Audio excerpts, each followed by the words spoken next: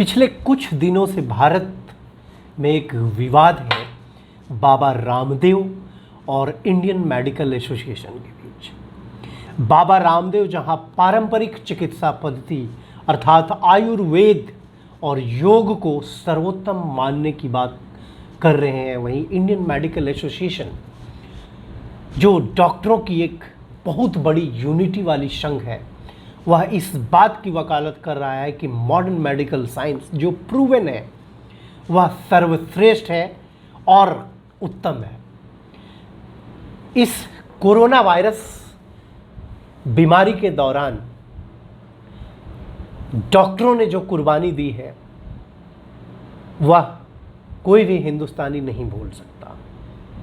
वहीं दूसरी तरफ योग गुरु बाबा रामदेव ने जो काम किया है इसको भी कोई नहीं भूल सकता कि आखिर कैसे योग गुरु बाबा रामदेव ने इस लॉकडाउन के दौरान लोगों को घर में रहकर अपनी पारंपरिक चिकित्सा पद्धति योग व्यायाम से कोरोना वायरस से लड़ने को सिखाया और उनको एक पॉजिटिव माइंडसेट और पॉजिटिव वातावरण के साथ घर में रहकर कोरोना वायरस से लड़ने के लिए प्रेरित किया। आखिर डॉक्टरों से कोई सवाल करता है तो उनको इतना बुरा क्यों लगता है?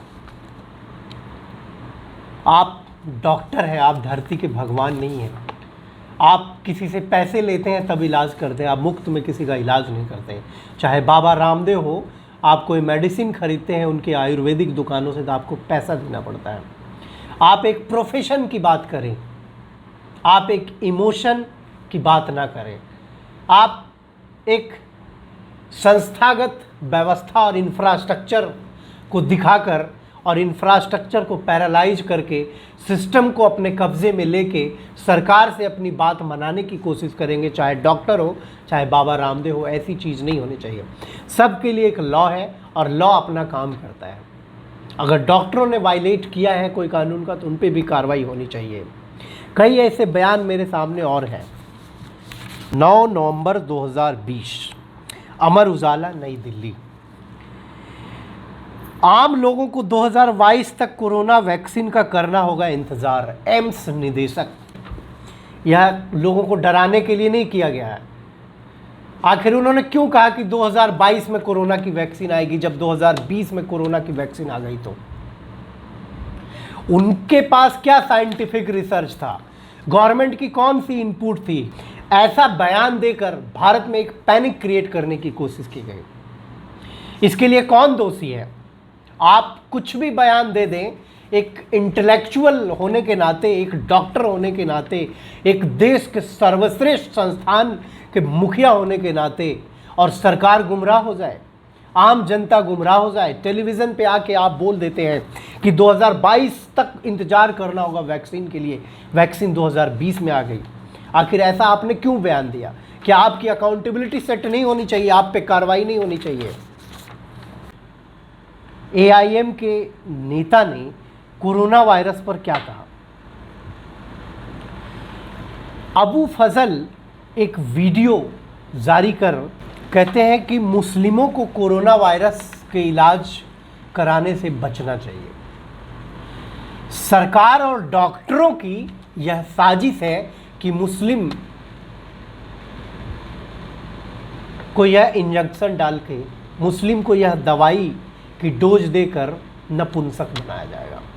अब आप उम्मीद कर सकते हैं कि इस देश के नेता की मानसिकता कैसी है। फिर आखिर बाबा रामदेव ही क्यों टारगेट में आ गए? बाबा रामदेव कोई आज टारगेट में आए हैं ये पहली बात नहीं है। बाबा रामदेव के बारे में सबको पता है। मैं उनको योग गुरु और बिजनेसमैन कहता हूँ। आखिर उनके योगदान को आप भुला नहीं सकते कि योग को उन्होंने दुनिया में कितना प्रसारित किया।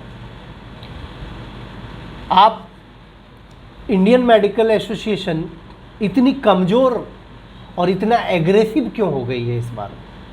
आज बाबा रामदेव ने एक वीडियो जारी करके जिसमें आमिर खान ने जेनेरिक मेडिसिन में हो रहे भ्रष्टाचार के ऊपर चलाए प्रोग्राम को शेयर करते हुए कहा कि अगर हिम्मत है तो आप आमिर खान के ऊपर कार्रवाई करें।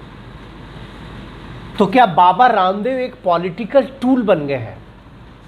एक पार्टी जिसको बाबा रामदेव को टारगेट करके उनको एक बहुत सॉलिड वोट बैंक और डॉक्टरों की एक बहुत बड़ी यूनियन जो हर बात पे सिस्टम को पैरालाइज कर देती है, क्योंकि उनके पास एक ऐसा हथियार है कि अस्पताल को शट डाउन कर दो, लोग मरेंगे, सरकार हमारी बात मान जाएगी।